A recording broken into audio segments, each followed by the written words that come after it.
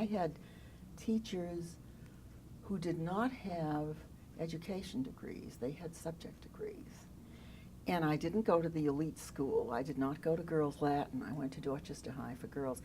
But I had teachers who had gone to Mount Holyoke and to Radcliffe, and a history teacher who had gone to BU, and a math teacher who had been the first woman accepted into the graduate program at BU.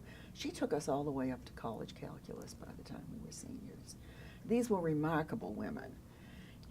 The teachers were very involved in our lives. Two of my very, very best friends were sisters who taught English. And one of them had gone to Simmons and one of them had gone to Radcliffe. And it was because of Lillian Smith that I went to Radcliffe. I mean, she made sure she took me to, you know, bring your daughter to Radcliffe Day. She took me. And she would take me out to Harvard. Well, she took me out to Harvard Square a couple of times. But mostly, she really opened that up to me, and the possibility, I'm not sure. Well, it was possible because we didn't have to pay to send me away to live in a dormitory. So I could go to any school that was on the subway system, which was a pretty rich legacy, you have to admit. Of course, a lot of the men from our neighborhood went to Harvard. That was the big, and on the streetcars. And the ones that didn't go to Harvard went to BC because it was it had such a good reputation. And so there was never, I applied only to Simmons and Radcliffe. And it broke my heart that Simmons put me on the waiting list, and that was my first interview. And I know now why they did it. Because it was fairly certain I had a very, very defensive interviewer. And she knew my record. And they didn't want to accept somebody who wasn't going to accept them. And I remember her saying to me, I remember going out to Simmons and feeling, well, yes, I'd be comfortable here. And having her say that if I wanted an all-liberal arts college, that I didn't want them and they didn't want me. And I walked down Huntington Avenue crying.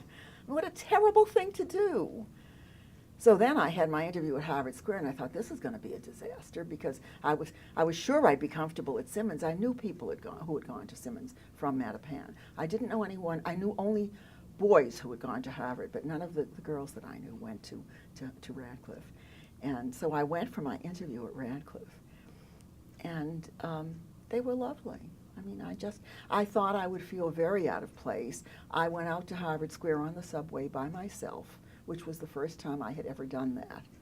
And I thought, you know, what am I doing here? And there were 3 of us for interviews, and one of them was a young girl who was even more modestly dressed than I was, and the other was a very lovely-looking, sort of poised, debutante-ish, with her own girl with her own little fur coat, and she was going to interviews at she was doing the rounds everywhere. So there were the 3 of us.